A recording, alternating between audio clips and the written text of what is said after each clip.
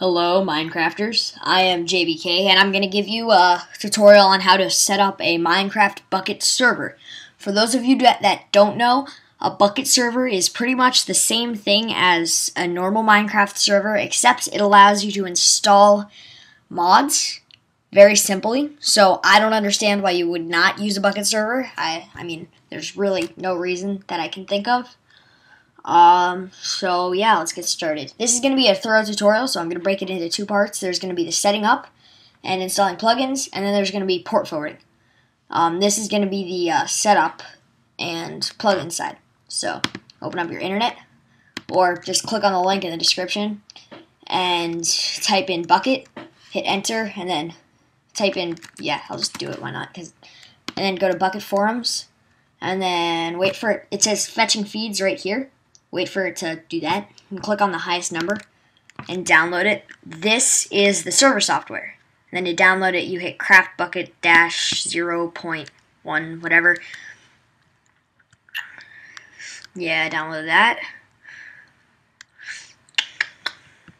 I'm going to leave Bukkit open, because we're going to need that again later. So, here's your .jar. Now make a new folder, and rename this by clicking on it and then hitting enter. Rename it anything that's easy. I just call it craftbukkit.jar because I don't know, why not? So put that in your new folder and rename that folder Bukkit or whatever you want to name it. I'll just refer to it as Bukkit. So then open Bukkit up and double click on craftbukkit.jar. This should pop up. Just hit open. Now, there we go. So, you're good. Your server is set up. Now you can just configure it. In ops.txt, add your name and whoever else you want to be an admin. You just put an enter in between the names. And what this means is that they'll have the command, they'll automatically gain all the commands to do whatever you want from all the plugins that you download and place in your plugin folder. I'll show you that a little later. Server.properties, switch it from true to false, or spawn, and then leave server IP and server port as they are, unless you know what you're doing. Oh, yeah, that's it. Except for, online mode. If online mode is on false, that allows people with pirated versions of the game to connect to your server. If it's on true, they will not be able to do so. So, yeah, you just did that. Now you're going to open up terminal by typing TER. That should pop up in there. Now this is to get into the folder. You type CD space, drag and drop Bukkit into there. Now you're inside the folder after you hit enter.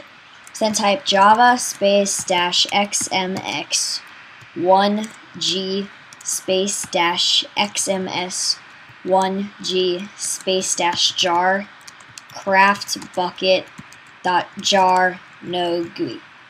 And that's going to be in the description. Basically, you can switch the 1G to 2G or whatever you want. And that's how many gigabytes your server runs off of.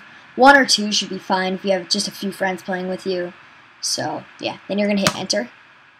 And this should say. And all this stuff should pop up. You should get 0 error messages. And right now it's preparing the spawn area. It'll take a little while to do this if it's the first time you start up that server. So I'm going to go back to the internet now.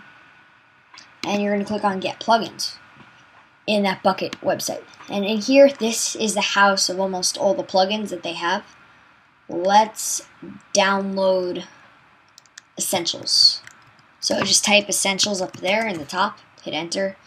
You don't really have to hit enter, but whatever. Then find Essentials, a collection of useful commands and features, 1060. And then it'll bring you to a new page and hit download. And that should download pretty quickly. Minimize that. So now your server's up, and then to stop it, you just type stop. Now drag that Essentials folder out of your downloads onto your desktop. Open up Bukkit, then you can just drag the entire Essentials folder into your plugins. And then you're going to extract the jars. You're going to put those right next to your Essentials folder, right inside of your plugins root directory. That way your server actually reads it. So now you can, rather than retyping that whole thing, you just hit the up button until you find the right thing. I just hit it once, then you hit enter, and now it'll say info, creating empty config for essentials, spawn, all that stuff. So now I'm going to show you connecting to the server. Open up your Minecraft or Spoutcraft, whatever.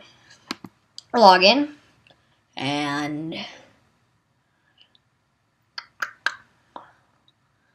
Mojang multiplayer, and then if it's on your Mac, if it's on your computer, you can just type localhost, or if it's on your Wi-Fi network, you connect to it by going to System Preferences, then hitting Network right there.